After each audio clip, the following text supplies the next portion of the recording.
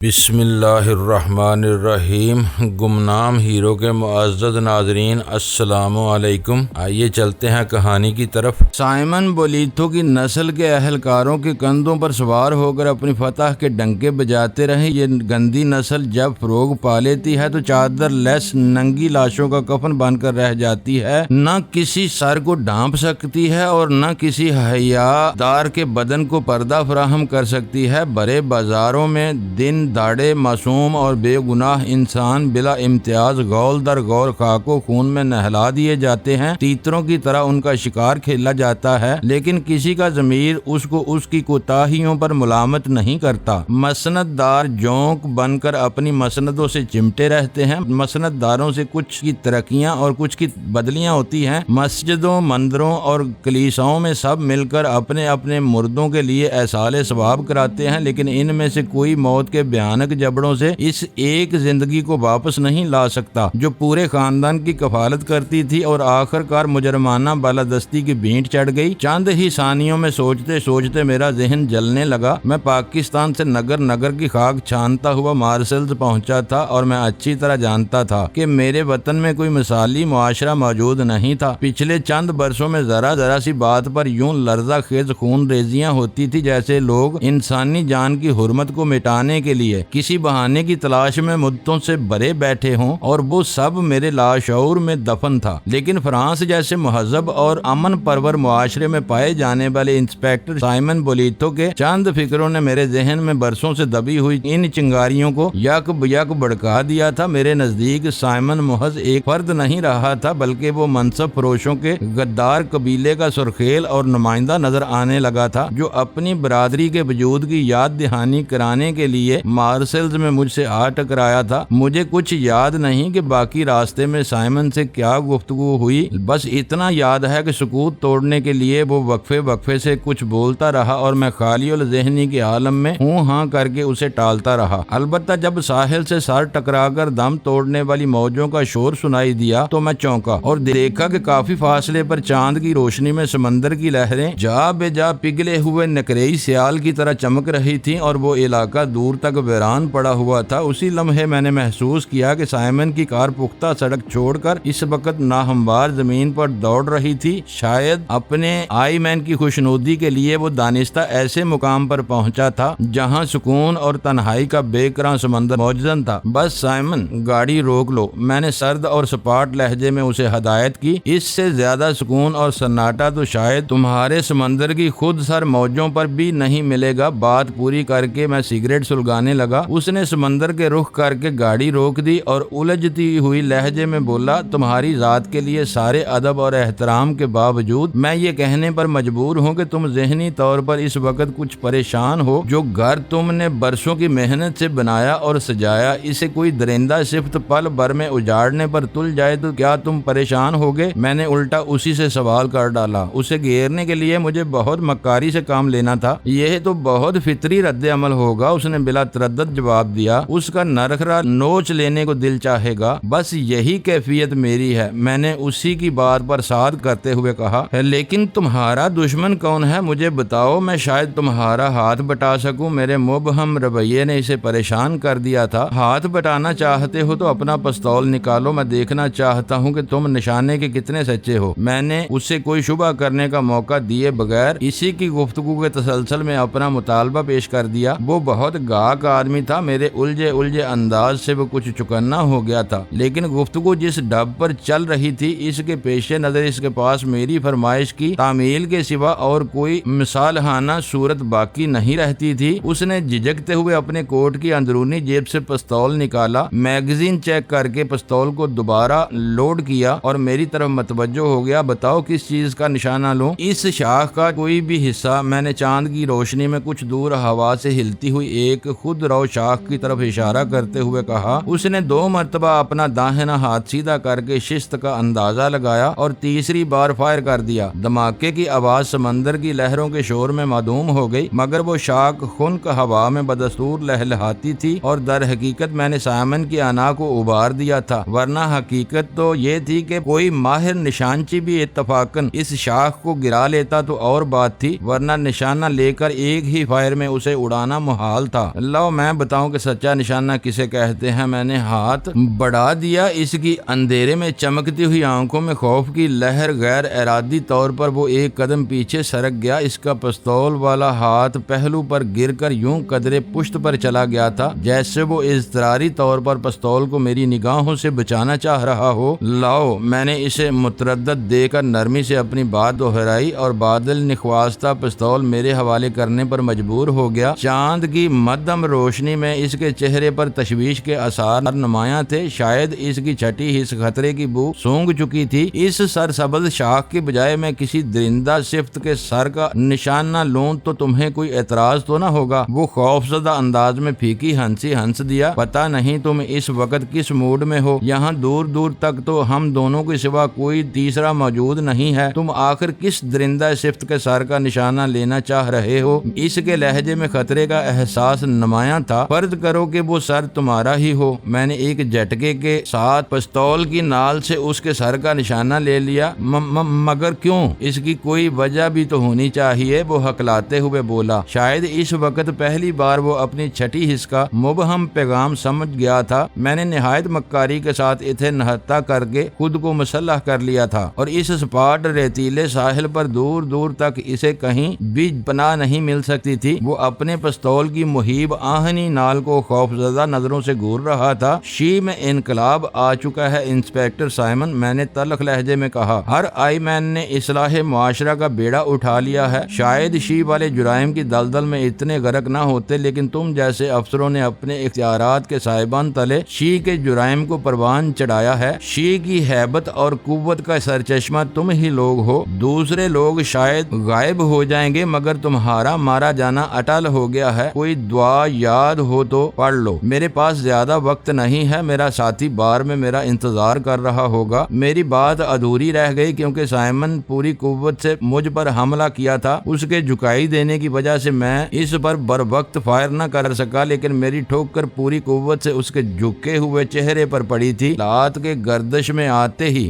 بری طرح بلبلاتا ہوا پیچھے الٹ گیا۔ میں نے بس لمحہ بھر انتظار کیا اور جب وہ اٹھتے ہوئے پہلو بدل رہا تھا تو اس کی بائیں پسلیاں براہ راست میرے نشانے پر تھیں۔ میں نے ٹرائگر دبا دیا اور ایک پرشور بارودی دھماکے کے ساتھ شیشے کی گولی اس کی پسلیاں توڑتی ہوئی دل میں پیوست ہو گئی۔ اس کے وجود نے طاقت کے نشے میں بدمست کسی سانڈ کے جسم کی طرح پے در پہ کئی کلا بازیاں کھائیں۔ اس کے حلق سے کریہا آوازیں بلند ہوئیں اور پھر اس منصب فروش کا بدن ساکت ہو گیا۔ اتنے بڑے اقدام کے بعد اس کا زندہ رہ جانا میرے حق میں مہلک ثابت ہو سکتا تھا، اس لیے میں نے قریب جا کر اس کی نبض دیکھی، دل کی دھڑکن محسوس کرنے کی کوشش کی اور پھر مطمئن ہو کر اس کی کار کی طرف بڑھ گیا۔ انسپیکٹر سائمن کو ٹھکانے لگاتے ہی مجھے سلطان شاہ کا خیال ستانے لگا تھا۔ شراب کے نشے میں بدمست لوستا اس کے لیے واقعی بہت سے مسائل کھڑے کر سکتا تھا جن پر قابو پانا سلطان شاہ کے لیے دشوار ہو سکتا تھا۔ انسپیکٹر سائمن کے ہمراہ اس طرف آتے ہوئے میرے ذہن میں پورا منصوبہ مرتب ہو چکا تھا، اس لیے میں نے راستے پر گہری نگاہ رکھی تھی کیونکہ مجھے معلوم تھا کہ واپسی پر رہنمائی کے لیے سائمن میرے ساتھ موجود نہیں ہوگا۔ میں نے سائمن کا پستول اپنی جیب میں رکھ لیا اور اس کی پرائیویٹ کار کا انجن سٹارٹ کر کے اپنے واپسی کے سفر کا آغاز کر دیا۔ بل سارا ہاؤس کے پڑوس سے ہم نے جو اسلحہ حاصل کیا تھا وہ افراتفری اور جان کے خوف کے باعث جمی لائٹ کی تباہ ہونے والی مرسڈیز میں ہی رہ گیا تھا۔ ایکسپلوڈر ویرا کی تحویل میں تھا اور غالباً اسی کے ساتھ اغوا ہو گیا تھا۔ لے دے کر بیم گن باقی بچی تھی جو سلطان شاہ کے پاس رقم والے تھیلے میں موجود تھی، اس لیے سائمن کا پستول اس وقت میرے لیے بہت کار آمد تھا، جس کی بھرے ہوئے میگزین میں سے ایک گولی سائمن نے لہلہاتی شاخ پر ضائع کی تھی اور دوسری میں نے اس کے دل میں اتاری تھی جو کار آمد رہی تھی۔ میں پورے 25 منٹ کی غیر حاضری کے بعد بار میں پہنچا تو وہاں سلطان شاہ دل ہی دل میں پیچ و تاب کھا رہا تھا۔ لوستاں اپنی خورد و نوش کی جملہ حسرتوں کی تکمیل کے بعد میز پر سر ٹکائے گنگنائے جا رہا تھا۔ غنیمت یہ تھا کہ اس کی آواز اونچی یا ناشائستہ نہیں تھی۔ شاید یہ نکتہ اس وقت بھی اس کے لاشعور میں جاگزیں تھا کہ وہ بالکل ہی تیسرے درجے کے کسی بار میں نہیں تھا بلکہ میز صاف پڑی ہوئی تھی۔ غالباً سلطان شاہ میری غیر حاضری میں لوستاں کو مزید شراب نوشی کی اجازت دینے سے صاف انکار کر دیا تھا۔ کاش اس وقت میرا کوئی ٹھکانہ ہوتا تو کافی دیر پہلے یہاں سے اپنا منہ کالا کر چکا ہوتا۔ میرے بیٹھتے ہی سلطان شاہ غصیلے تیوروں کے ساتھ تیز لہجے میں اردو میں بولا، تمہیں معلوم تھا کہ میں اکیلا نہیں ہوں بلکہ تم نے ایک مصیبت بھی میرے سر پر مسلط کی ہوئی ہے۔ میری کہانی سنو گے تو داد دو گے کہ میں اتنی جلدی واپس آ گیا۔ غنیمت یہ ہے کہ تم دونوں بالکل اسی حالت میں موجود ہو جس طرح میں تمہیں چھوڑ کر گیا تھا۔ مجھے فکر تھی کہ کہیں تم نے اسے باہر نہ نکال دیا ہو، میں نے کرسی سنبھالتے ہوئے کہا۔ اسی لمحے لوستا میری آواز سن کر چونکا۔ اس نے کلائیوں پر سے سر اٹھایا تو اس کی آنکھیں نشے سے سرخ ہو رہی تھیں، پتلیاں سکڑ کر رہ گئی تھی، ان میں غیر معمولی چمک پیدا ہو گئی تھی اور بوجھل پپوٹے آنکھوں پر جھک پڑے تھے۔ اس کی حالت دیکھ کر مجھے ڈر ہوا کہ کہیں وہ فرینچ بولنا شروع نہ کر دے، لیکن اسے یاد تھا کہ فرینچ میں وہ اپنا معافی الضمیر ہمیں نہ سمجھا سکے گا۔ تم آ گئے میرے عزیز بھائی، وہ لہ کر والہانہ انداز میں بولا۔ تمہارا ساتھی بہت سنگ دل ہے، یہ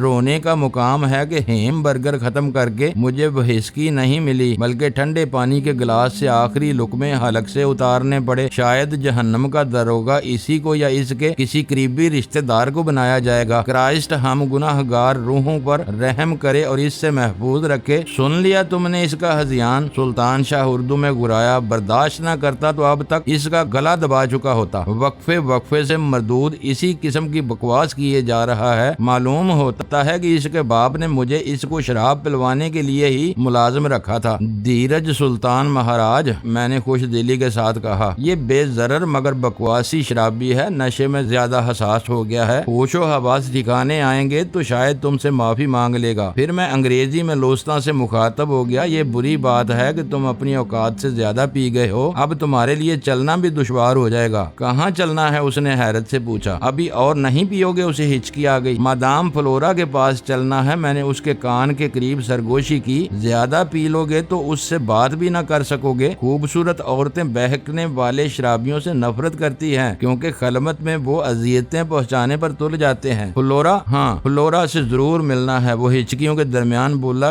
پھر بے دقت تمام میز کا سہارا لے کر اپنے قدموں پر کھڑا ہوا اور چند ثانیوں تک کھڑے کھڑے جومنے کے بعد اس نے پہلا قدم بڑھایا تو لڑ کھڑا کر بمشکل اپنا توازن برقرار رکھ سکا۔ ایسا معلوم ہوا تھا جیسے وہ فضا میں بنی ہوئی کسی نادیدہ سیڑھی پر چڑھنے کی کوشش میں بہک کر ناکام ہو گیا ہو۔ ہمیں اٹھتے دیکھ کر بیرا فوراً بل لے آیا اور میں نے بل کی رقم سے زائد چند نوٹ ٹرے میں ڈال کر لوستا کا بازو تھام لیا۔ سلطان شاہ منہ پھلائے دور سے وہ کارروائی دیکھ رہا تھا۔ اس نے اخلاقاً بھی میرا ہاتھ بٹانے کی کوشش نہیں کی تھی۔ شاید وہ سوچ رہا تھا کہ اس مصیبت کو میں نے گلے لگایا تھا، لہٰذا اس کے ناز و نخرے اٹھانا بھی میری ہی ذمہ داری تھی۔ لوستا کی گفتگو سے میں نے پہلے ہی اندازہ لگا چکا تھا کہ اس کلاش دلال کے پاس ذاتی سواری کے نام پر سائیکل تک نہ ہوگی۔ اس وقت لوستا کو اس کے ٹھکانے تک لے جانے کے لیے انسپیکٹر سائمن کی پرائیویٹ کار میری تحویل میں تھی، جسے میں نے بار سے قریب ایک پارکنگ لاٹ میں چھوڑا تھا۔ لیکن سائمن کے قتل کے بعد اس کی کار کے استعمال سے گریز ہی کرنا چاہ رہا تھا۔ وہ محکمہ پولیس کا ایک پرانا اور ذمہ دار افسر تھا، اس لیے شہر میں اس کے سینکڑوں شناسا ہو سکتے تھے۔ میں نہیں چاہتا تھا کہ کوئی شخص سائمن کی کار پہچان کر ہمیں اس میں سفر کرتا ہوا دیکھے۔ دوسری خرابی یہ تھی کہ ساحل پر سائمن کی لاش دریافت ہونے کے بعد اگر اس کی گاڑی فلورا کے گیسٹ ہاؤس کے قرب و جوار سے دستیاب ہوتی تو وہ علاقہ لامحالہ پولیس کی توجہ کا مرکز بن جاتا،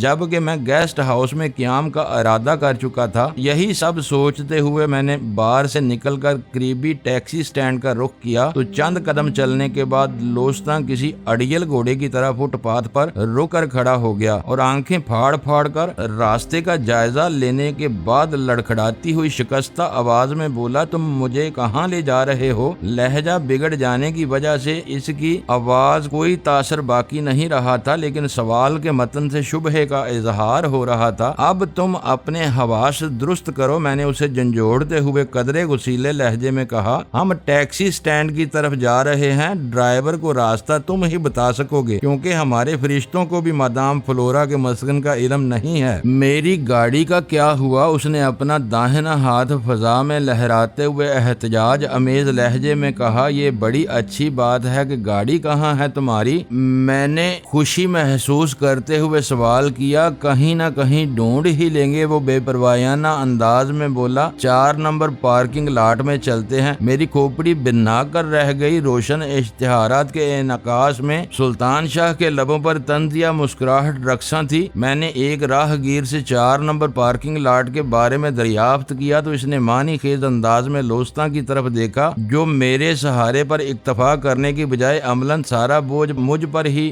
ڈالا تھا۔ پھر ٹوٹی پھوٹی انگریزی میں 4 نمبر کا محلے کو سمجھانے لگا۔ شکریہ ادا کرتے ہوئے مجھے حیرت تھی، ایک بڑی پارکنگ لاٹ میں صرف نمبر کے سہارے کسی کار کا پہچاننا آسان نہیں تھا۔ میں لوستاں کو لیے ایک طرف کھڑا رہا۔ سلطان شاہ نے پوری لاٹ کا چکر لگا کر جب مطلوبہ کار کی دستیابی تو میں لوستاں کو لے کر اس کی بتائی ہوئی سمت میں چل دیا۔ اس کی اس سال خوردہ رینالٹ کار کو دیکھتے ہی میرا خون کھول اٹھا۔ رینالٹ میں شاید اس سے پرانے ماڈل کی بوسیدہ کار کوئی دنیا میں نہیں تھی۔ اگر لوستاں نمبر کے ساتھ وہ نشانیاں بھی بتا دیتا تو اس کی تلاش کی مہم خاصی آسان ہو سکتی تھی۔ اس نے جیب سے چابی نکال کر دی تو میں نے پہلے پیسنجر کا دروازہ کھول کر اسے سوار کرایا۔ سلطان شاہ میرے بون کے شاپنگ بیگ اور رقم کے تھیلے سمیت عقبی نشست پر براجمان ہو گیا اور میں ڈرائیونگ سیٹ پر آ گیا۔ سیلف لگانے پر کار کا انجن خلاف توقع معمولی مزاحمت پر آسانی سے سٹارٹ ہو گیا اور میں احتیاط کے ساتھ رینالٹ پارکنگ لاٹ سے باہر لے آیا۔ میں نے لوستاں کو ہوش میں رہ کر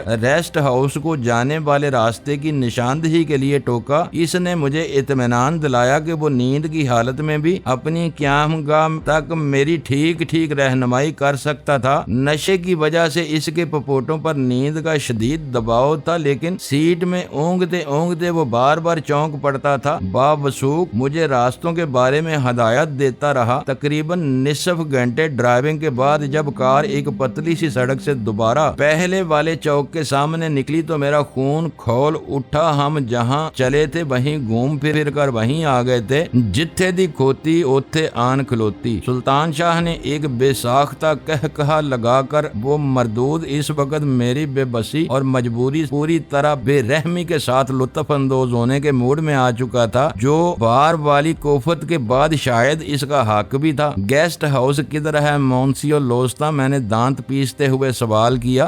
ہم شاید واپس وہیں آ گئے، وہ آنکھیں پھاڑ کر کھڑکی سے باہر دیکھتے ہوئے تشویش امیز لہجے میں بولا۔ راستے میں کہیں نہ کہیں تم سے کوئی غلطی ہوئی ہے، ورنہ اب تک ہم فلورا کے جلووں سے فیض یاب ہو رہے ہوتے۔ 2 پیگ میں نے بھی لیے تو ہوئے تھے۔ میری کھوپڑی چٹکنے لگی، دل چاہا کہ اس کی گردن دبوچ کر اس کا سر ڈیش بورڈ یا ونڈ شیلڈ پر دے ماروں، لیکن یوں ہمارے قیام کا مسئلہ جوں کا توں رہ جاتا۔ انسپیکٹر سائمن کے قتل کے بعد ہمارے لیے ہوٹل زیادہ مخدوش ہو سکتے تھے۔ اپنی تمام تر مجرمانہ حرکات اور ذہنیت کے باوجود وہ محکمہ پولیس کا ایک اعلیٰ افسر تھا اور اس کے قتل پر پورے محکمے کا حرکت میں آنا ناگزیر تھا۔ فلورا کے جلووں کو بھول کر گھر کی فکر کرو، میں نے بنائے ہوئے لہجے میں کہا۔ مجھ سے غلطی ہوئی ہوتی تو ہم جہنم میں جا سکتے تھے، لیکن نقطہ آغاز پر ہرگز واپس نہ آتے۔ یہ سراسر تمہارا قصور ہے۔ اس وقت تم شراب خانے کے علاوہ سارے راستے بھولے ہوئے ہو۔ ہوا لگنے سے اس وقت نشہ گہرا ہونے کی بجائے اتر رہا ہے، اس نے آہستگی سے اعتراف کیا۔ چلو دوبارہ کوشش کرتے ہیں، کہیں غلطی کروں تو فوراً ہی بروقت ٹوک دینا۔ 12 بجے شب فلورا گھر کا داخلی دروازہ مقفل کر دیتی ہے۔ میں نے غصے میں اسے ہلا کر رکھ دیا۔ اگر میں تمہیں غلطی پر ٹوکنے کے قابل ہوتا تو تم سے پوچھے بغیر گیسٹ ہاؤس پہنچا سکتا تھا۔ اس بار تم نے غلطی کی تو یقین کرو کہ تمہیں کسی گندے نالے میں پھینک دوں گا۔ ہائے، اتنی سردی میں! وہ دانت کٹکٹا کر رہ گیا اور میں نے گاڑی آگے بڑھا دی۔ اس وقت 11 بج رہے تھے، جس کا مطلب تھا کہ گیسٹ ہاؤس کے دروازے بند ہونے میں صرف 1 گھنٹہ رہ گیا تھا۔ لوستا نے دروازے مقفل ہونے کا ذکر کیا تھا۔ اس سے اندازہ ہو رہا تھا کہ اس کے بعد فلورا کسی قیمت پر بھی دروازہ کھولنے پر آمادہ نہ ہوتی۔ اس بار آغاز ہی سے ہم ایک نئی سڑک پر چلے تھے۔ یوں محسوس ہو رہا تھا جیسے لوستا چوک سے نکلنے والے تمام راستوں پر باری باری تباہ آزمائی کا فیصلہ کر چکا تھا، لیکن میں خاموش ہی رہا۔ زیادہ تنقید سے ان کی آئی عقل بھی خبت ہو سکتی تھی۔ اس اثنا میں نے سائمن کا دیا ہوا لفافہ جیب سے نکال کر سلطان شاہ کو دیا اور اردو میں کہا کہ وہ کار کی اندر کی لائٹ جلا کر پاسپورٹ وغیرہ کے اندراجات دیکھ لے تاکہ اسے اپنے نئے نام اور شہریت وغیرہ سے واقفیت ہو سکے۔ لفافہ ملنے کے بعد مجھے اتنی مہلت ہی نہیں ملی تھی کہ اسے کھول سکتا جب سلطان شاہ نے بتایا کہ اس کا پاسپورٹ ہندوستانی تھا جس پر کسی رامانند کا نام درج تھا تو بے اختیار میرے دل سے سائمن کے لیے کلمہ خیر آزاد ہو گیا۔ میرا پاسپورٹ اطالوی تھا، لیکن میں اطالوی زبان سے نابلد تھا، جب ہندوستانی پاسپورٹ کے حوالے سے سلطان شاہ اردو ربانی سے بول سکتا تھا، جسے عام طور پر لوگ ہندی بھی کہتے تھے، کیونکہ بولنے میں ان دونوں زبانوں میں ٹھیٹھ ہندی کے چند گنے چنے الفاظ ہی کا فرق تھا، مجھے بے اختیار وہ ہندی جوڑا یاد آ گیا جو بون مارک کے عالی شان ڈپارٹمنٹل سٹور میں شاپ لفٹنگ کی نیت سے آیا ہوا تھا۔ وہ شاید سرلا اور اجے کی ذات کا کوئی تلسماتی اثر تھا کہ سائمن نے سلطان شاہ کا ہندوستانی پاسپورٹ تیار کرا دیا تھا۔ دوسری خوشی مجھے اس وقت ہوئی جب لوستا نے مجھے ایک بنگلے کے سامنے گاڑی روکنے کے لیے کہا۔ اس وقت تک اس کی حالت قدرے سنبھل چکی تھی اور سردی میں گندے نالے کے یک بستہ بدبودار پانی میں پھینکے جانے کے ہولناک تصور نے اسے اپنے ذہن پر زور ڈالنے پر مجبور کر دیا تھا، ورنہ وہ شاید رات بھر ہمیں مارسلز کی سڑکوں کی خاک چھنواتا رہتا۔ لوستا نے نیچے اتر کر آہنی پھاٹک کی سلاخوں کے درمیان سے ہاتھ اندر ڈال کر بلٹ سرکایا اور باہر کی طرف پھاٹک کھول دیا۔ اندر پورچ میں سیاہ رنگ کی ایک چمکتی ہوئی کار پہلے سے موجود تھی۔ لوستا نے مجھے اشارہ کیا اور میں نے پرانی رینالٹ احاطے میں داخل کر کے سیاہ کار کے پیچھے پارک کر دی۔ اس دوران میں اندر سے کسی نے باہر آنے کی زحمت نہیں کی تھی۔ برآمدے کا دروازہ کھلا ہوا تھا۔ اندر سے آنے والی تیز روشنیوں سے اندازہ ہو رہا تھا کہ اس مکان کے کچھ مکین اس وقت بھی جاگ رہے تھے۔ ہم دونوں رینالٹ سے اترے تو لوستا بھی پھاٹک بلٹ کر کے اپنی ترنگ میں لہراتا ہوا ہم سے آ ملا۔ دیکھ لیا تم نے کہ میں ان راستوں سے کتنا واقف ہوں، اس نے سینہ پھلا کر فخریہ لہجے میں کہا۔ جب تک فلورا سامنے آ کر تمہیں پہچان نہ لے مجھے جوتے کھانے کا ڈر رہے گا، میں نے برا سا منہ بنا کر کہا، کیونکہ اس کی شیخی مجھے اپنے لیے چیلنج پوشیدہ نظر آ رہا تھا۔ غالباً وہ جتانا چاہ رہا تھا کہ پہلی بار راستہ بولنے میں اس کے دماغی خلل کی بجائے میری غائب دماغی کا دخل تھا، ورنہ ہم کافی دیر پہلے وہاں پہنچ گئے ہوتے۔ تبصرہ کرتے ہوئے میں نے رینالٹ کی چابی اسے تھما دی۔ لوستا کی رہنمائی میں ہم برآمدہ اور عمارت کا داخلی دروازہ کھول کر اندر داخل ہوئے اور خود کو ایک ایسے زینوں والے حال میں پایا جہاں کئی کمروں کے بند دروازے نظر آ رہے تھے اور دیوار کے ساتھ وزنی صوفے پڑے ہوئے تھے۔ ایک تپائی پر ٹیلی فون موجود تھا، مگر کوئی بھی ایسی چیز نہیں تھی جو اس 2 منزلہ بنگلے کو کوئی کاروباری قیام گاہ ثابت کرتی۔ میرا کمرہ اوپر ہے، تم یہیں بیٹھو، میں مدام فلورا کو بلاتا ہوں۔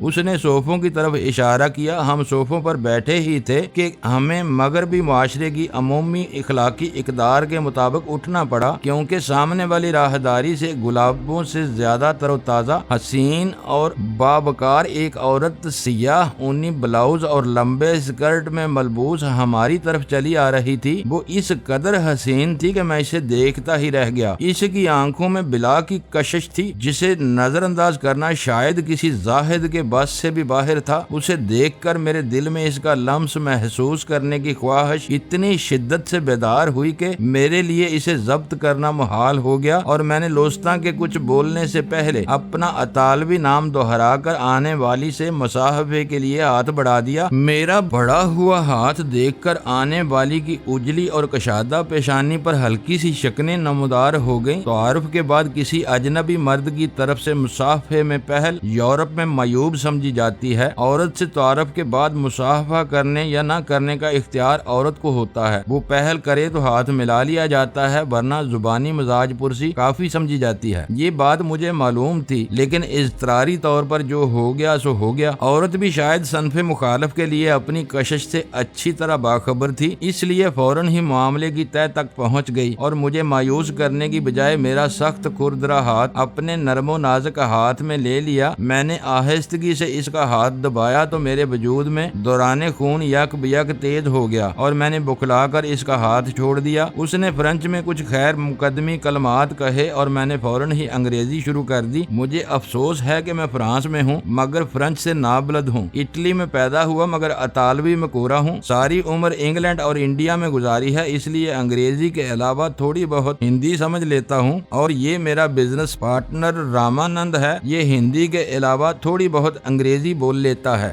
دلچسپ، وہ مسکرائی تو اس کے دونوں رخساروں میں خفیف گڑے نمودار ہو گئے۔ مجھے فلورا کہتے ہیں، مس فلورا شوپن نے اپنا نام بتاتے ہوئے اخلاقاً سلطان شاہ سے بھی ہاتھ ملایا۔ لوستا سے بھی، جو ابھی تک ایک لفظ بھی نہ بول سکا تھا، اس کے بے پروائے جانے والے خوف کے اثار سے ظاہر ہو رہا تھا کہ وہ خوش رہ کر میں نو نوشی میں اپنی بے اعتدالی فلورا سے چھپانا چاہ رہا تھا۔ اپنے دوستوں کو بڑے نا وقت لائے ہو لوستاں، وہ مسکراتے ہوئے کاٹدار لہجے میں بولی۔ ذرا تاخیر اور ہوتی تو یہ بیچارے ساری رات تمہیں پھاٹک بجاتے دیکھتے رہتے۔ معلوم ہوتا ہے کہ تم نے جی بھر کر پی ہے۔ تھوڑی سی پی ہے مدام۔ وہ فلورا سے نظریں چراتے ہوئے، اس وقت اس کا نشہ حیرن ہو چکا تھا۔ بس انہیں شہر کی سیر کروانے میں دیر ہو گئی، ورنہ ہم سرے شام یہاں پہنچ جاتے۔ انہیں مارسلز کی کسی معقول رہائش گاہ کی تلاش ہے۔ میں نے مشورہ دیا کہ مدام سے بہتر میزبان مارسلز تو کیا پورے فرانس میں نہیں مل سکے گا۔ مجھے امید ہے کہ تم انہیں مایوس نہیں کرو گی۔ تم اوپر اپنے کمرے میں جاؤ، میں ان سے معاملہ طے کر لوں گی۔ فلورا نے اسے گھورتے ہوئے کہا، تمہارے سانسوں میں الکوہل کی کافی تیز بو رچی ہوئی ہے کہ تم کچھ دیر اور یہاں ٹھہرے تو مجھے قے ہو جائے گی۔ وہ کسی سدھے ہوئے جانور کی طرح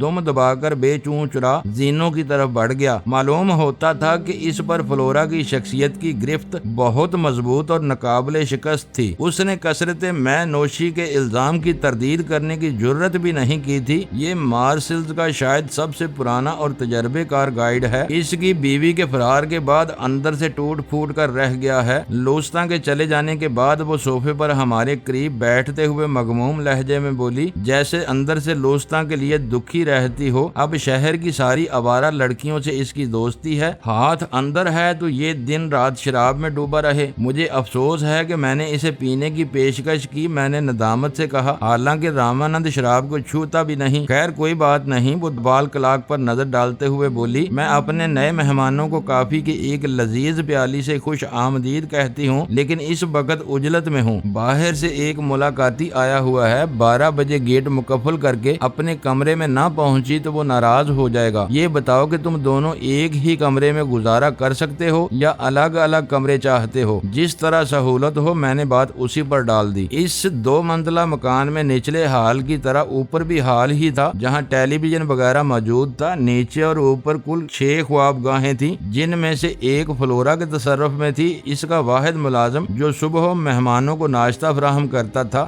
مکان سے ملحق سرونٹ کوارٹر میں رہتا تھا۔ ایک کمرہ مدتوں سے لوستاں کے پاس تھا۔ باقی 2 کمروں میں 4 افراد اس طرح مقیم تھے کہ ایک میں 2 ملازم پیشہ لڑکیاں اور دوسرے میں مارسلز آئے ہوئے ایک گشتی سرکس کے 2 مرد ملازمین تھے۔ باقی 2 کمرے خالی تھے، جن میں سے ایک ہمیں دے دیا گیا۔ دوسرا کمرہ فلورا اپنے ملاقاتی کے لیے احتیاطاً خالی رکھنا چاہتی تھی۔ ہمارے پاسپورٹ وغیرہ دیکھنے کے بعد اس نے تاکید کی کہ ہم کسی سے بھی اپنی کرایہ داری کا ذکر نہ کریں، بلکہ خود کو فلورا کا مہمان ظاہر کریں۔ شاید اس طرح وہ جائیداد ٹیکس اور انکم ٹیکس والوں سے اپنا پیچھا چھڑائے رکھنا چاہتی تھی۔ مکان کی فرسودہ حالت اور پرانے فرنیچر کے باوجود کرایہ بہت کم تھا۔ فلورا ہم سے 1 ہفتے کا پیشگی کرایہ وصول کرتے ہی گیٹ مقفل کرنے کے لیے اٹھ گئی۔ اوپر کی سیڑھیاں ختم ہوتے ہی داہنے موڑ پر پہلا کمرہ لوستاں کا ہے، وہ تمہارے لیے برابر والا کمرہ صاف کر دے گا۔ یہ خیال رکھنا کہ اوپر والے فلور پر تمہارے سامنے لڑکیاں رہتی ہیں۔ امید ہے کہ اس وقت تم میری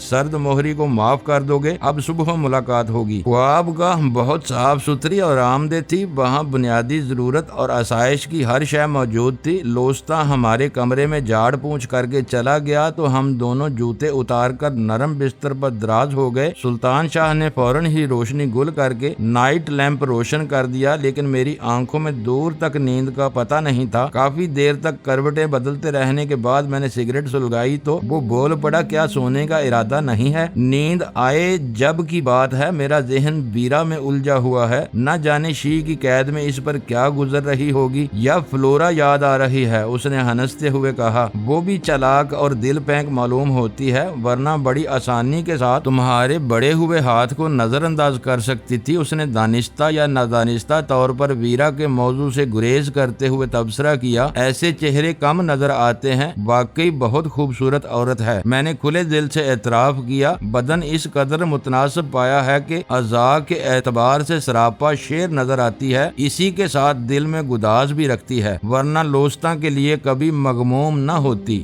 معزز ناظرین، لائک کریں، شیئر کریں اور کمنٹس باکس میں پاک آرمی زندہ باد، پاکستان پائندہ باد کا نعرہ ضرور درج کر کے اپنے ملک پر فخر کریں اور پاکستان کی بنیادیں مضبوط کرنے میں اپنا کردار ادا کریں۔ ویڈیو دیکھنے کا شکریہ۔ معزز ناظرین، اپنا خیال رکھیے گا اور ہمارے چینل کا بھی۔ ISI پاک آرمی زندہ باد، پاکستان پائندہ باد۔